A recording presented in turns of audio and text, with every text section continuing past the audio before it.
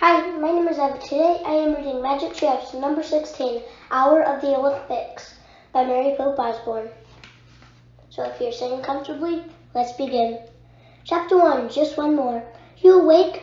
Annie's voice came out from the dark. Yep, said Jack from his bed. Get up, said Annie. We have to get to the treehouse before sunrise. I'm ready, said Jack. He threw back his covers and jumped out of bed. He was wearing his jeans and t-shirt. You slept in your clothes? Asked Annie. I didn't want to waste any time, said Jack. He pulled on his backpack and he laughed. You must be really excited about going to ancient Greece, she said. Yep, said Jack. Do you have your secret library card? Asked Annie. Yep, do you, said Jack. Sure, put it in your backpack, she said. She handed her card to him. I'll carry the flashlight. All set, said Jack. They tiptoed downstairs and out the door. Outside the air was fresh and cool. There's no moon, said Annie, just stars. She turned on her flashlight. Ta-da, she said, let's go. They followed the beam of light across their yard and up the street. Jack was thrilled to be going to ancient Greece, but something worried him. What do you think will happen after we go to Greece? He asked Annie.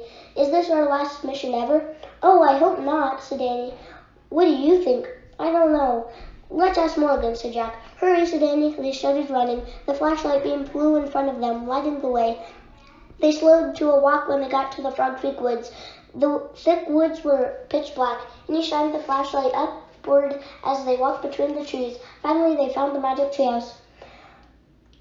We're here, Annie called. Go on up, said Jack. Annie grabbed the rope ladder and started up. Jack followed. Annie shined the flashlight around the treehouse. Morgan Le Fay was sitting at the window. She covered her eyes when the light hit her.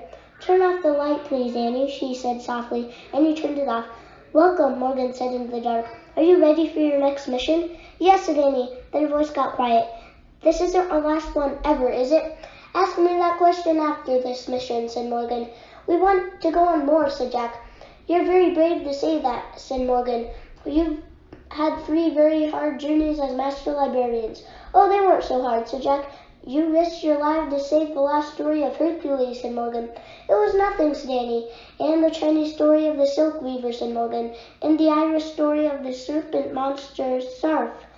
Thank you. You're welcome, said Jack and Annie. Now, said Morgan, for the last story. Jack heard a rustling sound. Here is the title, Morgan said. You can shine your light on it, Annie. Annie turned the flashlight back on. She shined it on the paper. Wow, is that Greek? Asked Jack. It certainly is, said Morgan. She reached into her robe and pulled out a book. For your research, she said. Jack took the book from her, and he shined her flashlight on the cover. They read the title, A Day in Ancient Greece. Now what must you always remember? Asked Morgan. Our research book will guide us, said Jack. But in our darkest hour, only the last story can save us, said Annie. Morgan nodded. And you must show your secret library cards to the wisest person you meet, she said. Don't worry, we will. Bye, said Annie. Jack shivered with excitement as he pointed at the book's cover. I wish we could go there, he said. And I wish we could go on lots of other missions, Annie added. The wind began to blow. The trio started to spin. It spun faster and faster, then everything was still. Absolutely still. Chapter 2. Any girls here? Jack opened his eyes. Warm sunshine streamed into the treehouse. We sure don't need the flashlight here, he said. Look, Morgan gave us clothes like we wore in Pompeii, said Annie. Jack looked down. His clothes were similar to the ones he'd worn in the Roman town of Pompeii, a tunic and sandals. He also had a leather bag in place of his backpack again, and he looked out the window. And we landed in an olive tree, just like Pompeii, said Annie. Jack looked out the window. He caught his breath. Are we in the wrong place, he asked. I don't know, said Annie. Look past the trees. Doesn't it look like a big fair? Jack looked. Annie was right. Past the olive grove was beyond a field filled with white tents. Beyond the field were red brick buildings with columns and huge crowds of people. What's going on? Jack asked. He pulled his research book out of his leather bag. He found a picture of the scene outside. Below the picture were these words. The Olympic Games began in ancient Greece over 2,500 years ago. Every 4 years, more than 40,000 people traveled to Olympia, the town where the festival of athletic games took place. Oh man, Jack whispered. Are we at the ancient games? Cool. Oh man, Jack whispered. We're at the ancient Olympics. Cool, said Annie. Jack wrote in his notebook. Olympia. First Olympic takes place. Come on, let's go watch, said Annie. She started down the rope ladder. Jack threw his notebook and his research book into his leather bag. Don't forget we have to get Morgan's story too, he said as he followed Annie. Annie waited as Jack stepped to the ground. Then they walked through the olive grove to where the tents were. Jack heard pipe music and smelled food roasting over fires. Groups of men talked excitedly to one another. That's funny, said Annie. I don't see any girls here. Oh, sure, there are girls, said Jack. Where? Said Annie. Show me. Jack looked around, but he only saw men and boys, no women or girls at all. Then he saw an outdoor theater. A woman was standing on the stage. She had yellow hair and a purple tunic. There, said Jack, pointing. What's she doing? Asked Annie. A soldier was on the stage with her. He wore a long cape. A helmet with a red crest hid his face. The woman and the soldier were waving their arms and talking loudly to each other. I think they're doing a play, said Jack. I'll look it up. He pulled out the Greek book and found the picture of the theater. Listen, he said. He read aloud. The Greeks are the first to write plays. Many English words from the theater come from Greek words such as drama, scenery, and chorus. Many Greek plays are still performed today. Hey, Jack, said Andy, you're wrong. When Jack looked up, he saw the woman had pulled off her wig. It was a boy dressed as a woman. See, even she's a boy, said Andy. That's weird, said Jack. He read on. A few actors would play many different parts in the same play. Women were not allowed to act, so men played the female roles too. That's not fair, said Annie. What if a woman wanted to be in a play? Don't worry about it, said Jack. He put the book away. Let's just take a peek at the Olympics. Then find our story. He nudged Annie to move along. Just then he heard a voice. Wait! They turned around. A man with a short white beard was walking toward them. Hello, said the man. He was looking right at Annie. Who are you? Who are you? Annie asked boldly.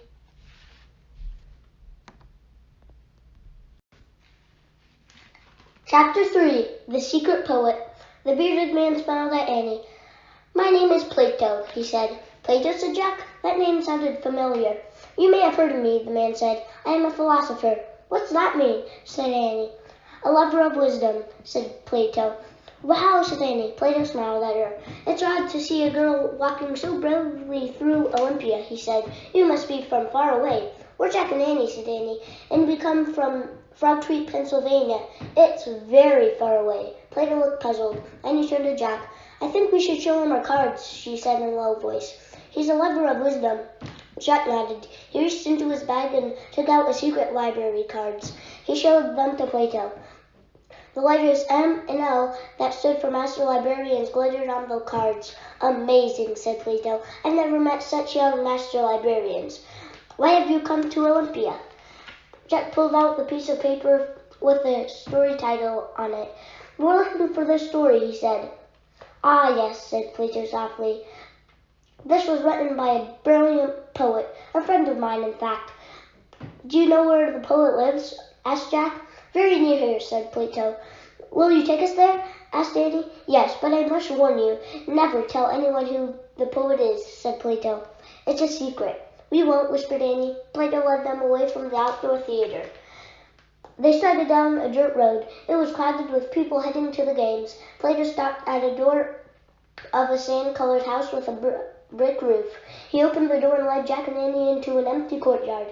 Wait here, he said. He disappeared through the doorway. Jack and Annie looked around. Rooms opened onto the sunny courtyard. Everything was quiet. The people who live here must have gone to the game, said Annie. I bet you're right, said Jack. He pulled out the Greek book and found the picture of the houses. He read aloud. Men and women lived in separate parts of a Greek house. Women spent most of their time spinning and weaving and taking care of the kitchen.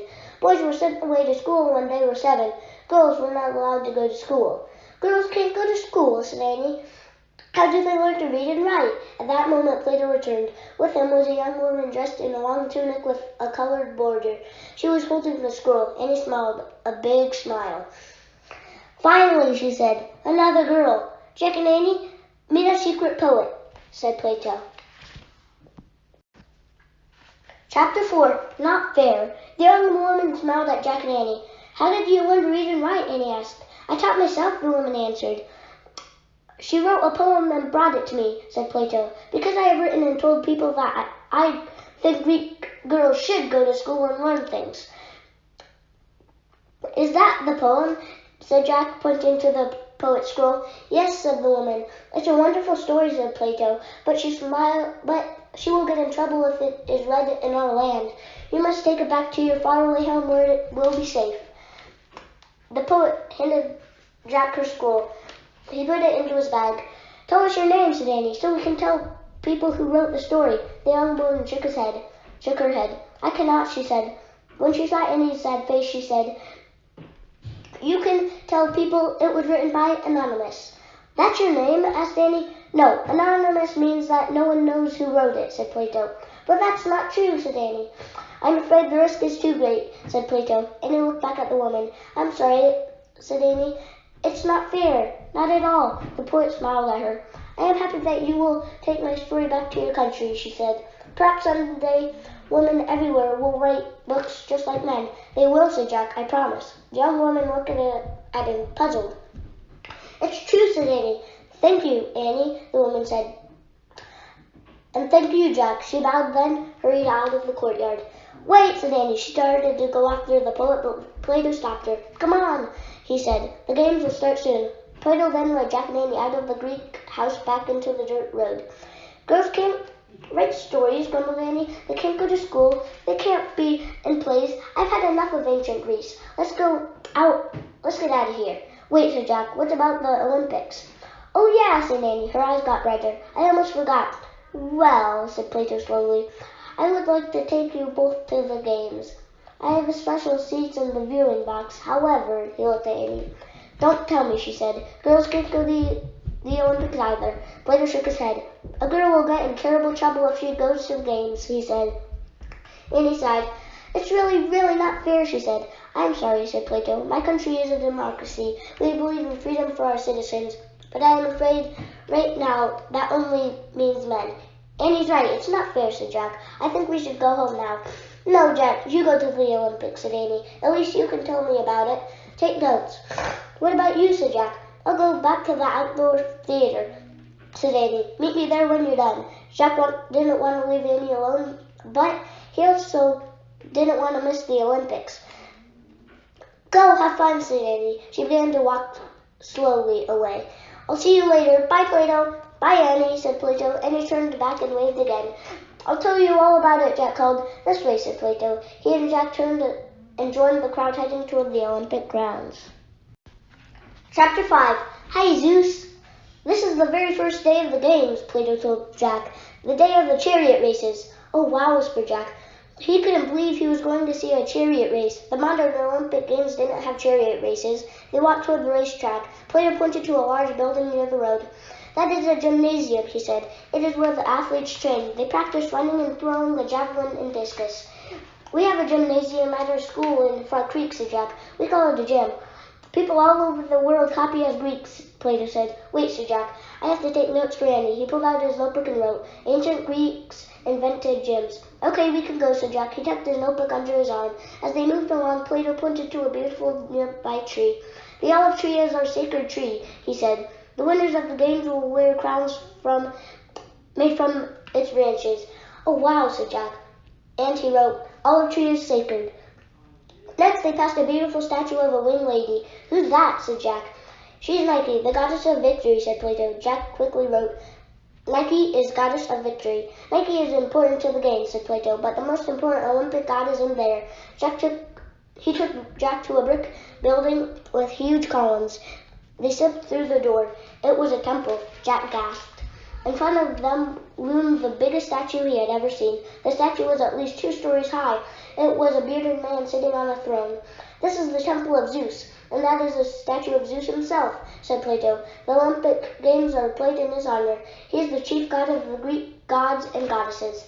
Oh man, whispered Jack. Yesterday all the athletes came here, said Plato. They swore to Zeus that they had trained for 10 months, and they promised to obey the rules of the games. The statue of the mighty Greek god stared down at Jack. Jack felt very small. Hi, Zeus, he said. His voice was small too. Suddenly, trumpet sounds came from outside. The hour has come, said Plato. We must hurry. The Olympic parade begins. Chapter 6. Mystery Man. Plato and Jack hurried past the crowd standing at the sides of the racetrack. Everyone was shouting and cheering. I have seats next to the judges, said Plato. He pointed to a tall stand with rows of benches. Plato led Jack through the crowd and up the steps to their seat. Wow, thanks, said Jack. He had a great view. The Olympic parade has already started. Musicians playing pipes were at the front. Behind them marched the Olympic athletes, the best in all of Greece. Jack sighed as he watched the parade going around the track. Annie would really love this, he thought. The athletes in front are the runners, said Plato. Foot racers are the oldest event in the Olympics. Jack pulled out his notebook and wrote, oldest event is foot races. Behind the runners are boxers, said Plato. They're wearing special gloves and bronze helmets. Jack wrote, boxers wear gloves and helmets. Behind them are wrestlers, said Plato, and Jack wrote wrestlers. When Jack looked up again, he saw a soldier staring up at him from the sidelines. The soldier was dressed like an actor from the outdoor theater. He had a long cape and a red-crested helmet that covered most of his face.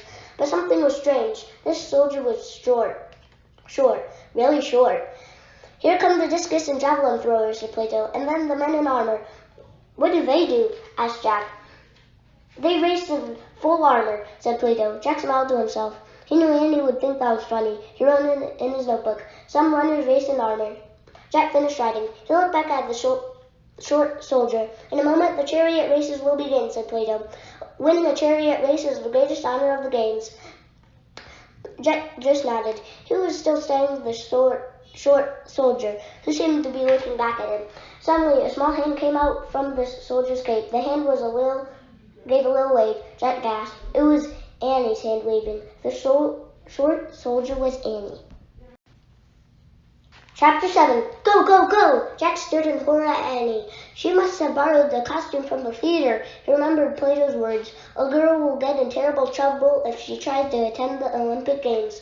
Jack shook his head at her and pointed his finger, as if saying, get out of here. But Annie just waved again at him. Jack kept shaking his head at Annie. He even shook his fists. Annie turned back to watch the race.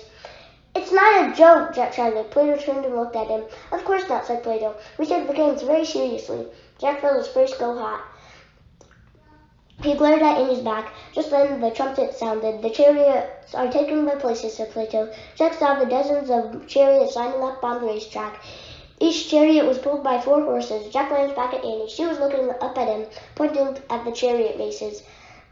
At the chariots. The trumpet sounded again. The horses took off. The crowd went wild. They were cheering and screaming and stamping their feet.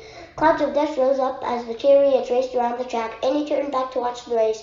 She began jumping up and down. Go, go, go, she shouted. A few people began staring at the strange small soldier with a high-pitched voice. Jack couldn't take it any more. He had to get Annie away before it was too late. He shoved his notebook back into his bag. I have to go, he shouted to Plato. The philosopher looked surprised. Jack was afraid to tell him that Annie had broken the rules. I had a great time, but I have to go home now, said Jack. Thanks for everything. Have a safe journey, said Plato. Jack waved and started down the steps. As he climbed down, he saw Annie pull off her helmet. Her pigtails flew up and down as she jumped up and down and shouted, Go, go, go! Her soldier's cape fell off. Now lots of people were staring at her. Someone shouted for the guards. Annie was too busy cheering to notice anything. Jack moved as quickly as he could, but 2 big guards got to Annie first. Chapter 8. Save Annie! The guards tried to pull Annie away from the chariot race. Annie looked surprised, then she looked angry. Let me go, she shouted. Jack rushed down the steps of the viewing stands. The guards were having a hard time pulling Annie through all the people. Leave her alone, Jack yelled. His voice was lost in the noise of the race. He pushed his way through the crowd. Leave her alone, he kept shouting. Leave her alone. Finally, Jack reached Annie and the guards. He tried to grab her, but a guard blocked his way. Let her go, yelled Jack. I promise I'll take her home. More guards arrived. The crowd began to shout, Arrest her! Arrest her! The guards kept pulling Annie away. Jack, the story, cried Annie. Of course, thought Jack, the poet's story. This is definitely our darkest hour. He reached into his bag and pulled out the poet's scroll. He held the story up to the sky. Save Annie, he shouted, but Jack's voice was lost in the roar of the race as the 4 horse chariots barreled through the dust. Jack looked around wildly for someone or something to help them. Then suddenly the crowd fell silent. All heads turned to watch as a huge white horse galloped out of the dust. The crowd murmured with excitement and wonder. The white horse was the most beautiful animal Jack had ever seen. He was pulling an empty chariot, and he was galloping straight toward Jack. Chapter 9. Fly Away Home. The white horse stopped at the low wall by the edge of the track. "He's come for us," cried Annie. The guard stared in awe at the horse. Annie broke free and dashed over to Jack. He grabbed her hand and they ran toward the horse. The guard shouted and started running after them. But they were too late. Jack and Annie had already climbed over the wall and into the waiting chariot. "Go, go, go!" Annie cried to the huge white horse. The horse reared and pawed the air. The crowd stepped back from the wall. The guards froze. Jack looked up where Plato was now standing. Plato smiled and waved at him. Then the white horse leaped forward, pulling the chariot behind him. Jack couldn't even wave back at Plato. All he could do was hold on tight as the horse galloped beside the Olympic racers. Jack bounced up and down. Dust and sand got in his eyes. He squeezed them shut and crouched down on the chariot. He didn't know where he was going, but it didn't matter. The white horse was in charge. Jack heard the thundering of the noise of the racing horses and chariots. He heard the screaming crowd. He felt sand blowing in his face and hard bumping and rattling of the chariot. Suddenly he was thrown back. He heard a whoosh of wind, then silence. "Oh, wow!" cried Annie. Jack opened his eyes. All he saw was blue sky. He pushed his glasses into place and looked around. "Help!" he cried. The white horse had grown feathery wings and was pulling the chariot into the sky. Jack grabbed the railing of the chariot and held on for his life. "To the treehouse!" shouted Annie. Below, the Olympic crowd watched in stunned silence. The winged horse left the games behind and flew over the temple of Zeus, over the statue of Nike, over the sacred olive tree and the gymnasium. On they went, over the poet's house, the Greek theater, and the field of white tents. Finally, the winged horse coasted to the ground near the olive grove. The wheels of the chariot bumped onto the grass. Then slowly, they came to a stop. Jack and Annie stepped out of the chariot.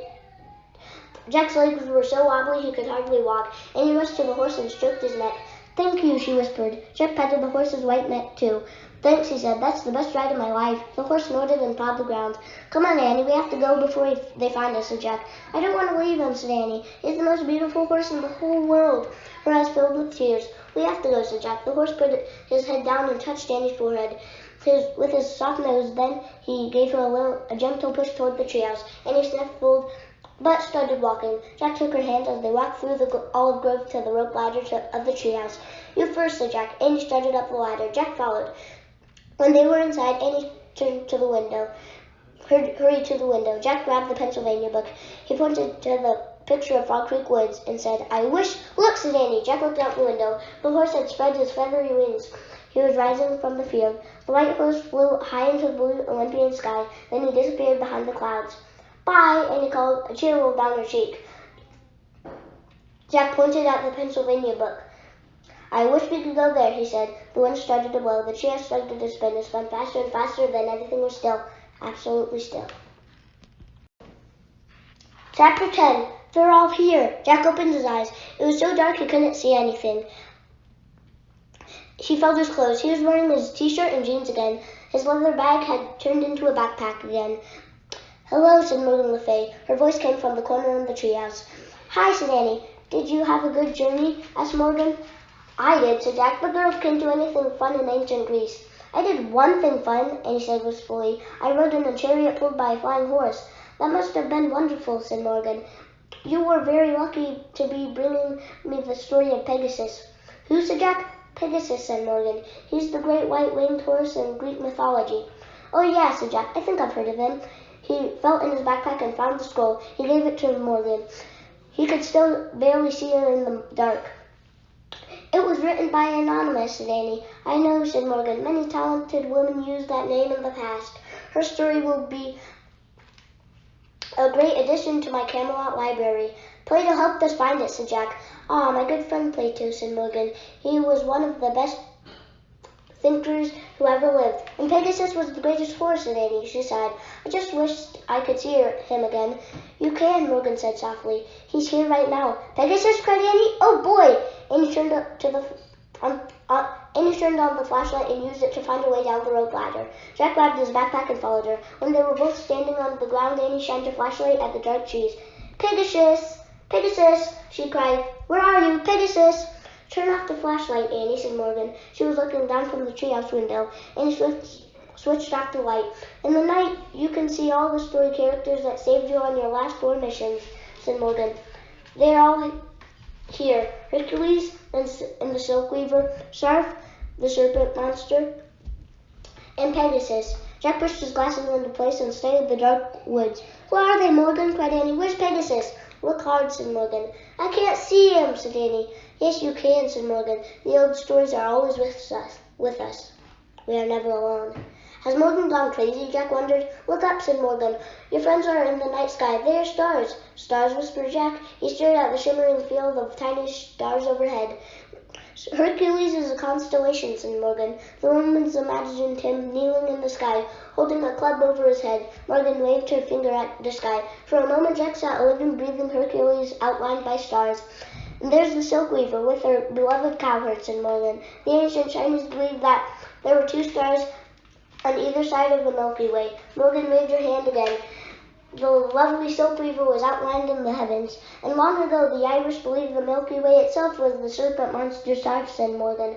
Morgan waved her hand. A giant serpent glittered through the sky, and then the ancient Greek named one of the constellations Pegasus, said Morgan. She waved her hand again, and the white horse's head, wings, and galloping legs glowed in the sky. I see him, said Annie. Then she whispered, I love you, Pegasus. Jack thought he saw the stars move as if Pegasus was rearing back in the sky. After a breathless moment of silence, Morgan lowered her arm. The night sky became a field of tiny, glittering stars again. You have done amazing work as master librarian, said Morgan. I would trust you with any important mission. Does that mean we're going on more trips? Asked Jack. Indeed it does, said Morgan. Many more. Jack smiled with relief. When is our next mission? Asked Annie. As soon as I need your help. I will send for you, said Morgan. Go home now and rest. Goodbye, said Annie. Goodbye, said Jack. Farewell, said Morgan.